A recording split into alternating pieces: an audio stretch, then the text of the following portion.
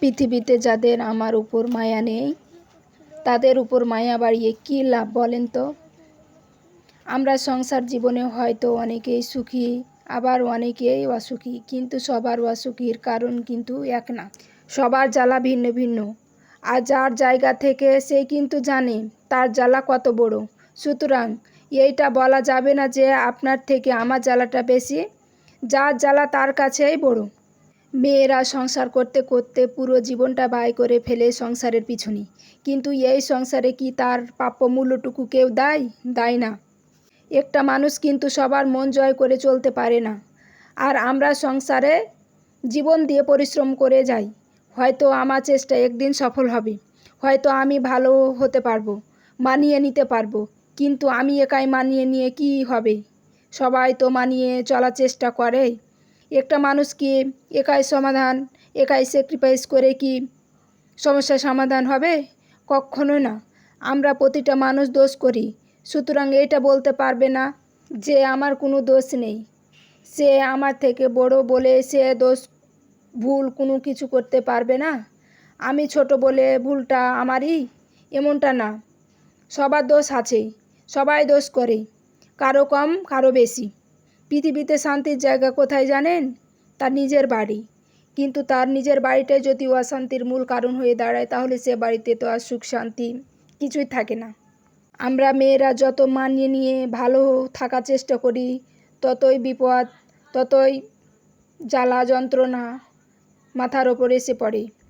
আসলে একটা মানুষ সব কিছু ছেড়ে চলে এসেছে কোথায়?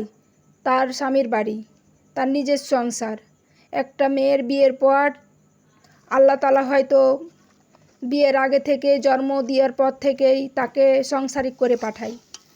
প্রতিটা মেয়ের মাধ্যমে সংসারিক লক্ষণ আছে, গুণ আছে। সবাই সংসার করতে ভালোবাসে। মাঝে মাঝে কি মনে হয় জানেন? মনে হয় যে এই দুনিয়ার চিন্তা ভাবনা বাদ দিয়ে পরকালের চিন্তা ভাবনা করি, নামাজ পড়ি, রোজা করি। কিন্তু মাঝে মাঝে এতটাই অশান্তি ফিল হয়, মনে হয় যে নামাজ রোজা কোনো কিছুই ভালো লাগে না। এ দুনিয়াতে আসলে আমরা শান্তিটা খোঁজার চেষ্টা করি না, কিন্তু পরকালের শান্তিটাও কিন্তু সবার হাতের মুঠোয়। কিন্তু আমরা নামাজ পড়ি না, আমরা অনেক কিছুই করি না, পর্দা করি না, অনেক কিছুই করি না। কিন্তু আসলে এ দুনিয়ার সুখটা হচ্ছে ক্ষণিকের, আর পরকালের সুখটা হলো চিরজীবনের জন্য। কিন্তু এ দায়ভারটা কে নিবে বলেন? এ দায়ভারটা নিজের কাছে দিতে হবে। আসলে মনের শান্তি কিন্তু বড় শান্তি। মনে যদি শান্তি না থাকে, কোনো কিছুই ভালো লাগে না, কোনো ইবাদত ভালো লাগে না। আর মনে যদি শান্তি থাকে, সব কিছুই ভালো লাগে। তবে আবার ভাবি যে মানিয়ে নিয়ে চলবো, কিন্তু আমি একাই মানিয়ে নিলে কি হবে? আমাকে যদি কেউ মেনে না নিতে পারে, যদি না নিয়ে চলতে পারে, তাহলে দোষটা কোথায়? কার দোষটা? সে দোষটা কি আমার?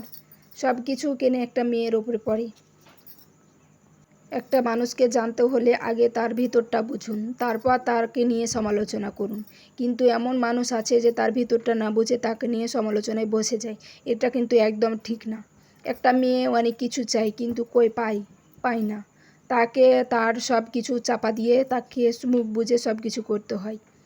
আসলে এটাই আমাদের জীবন, বাস্তব।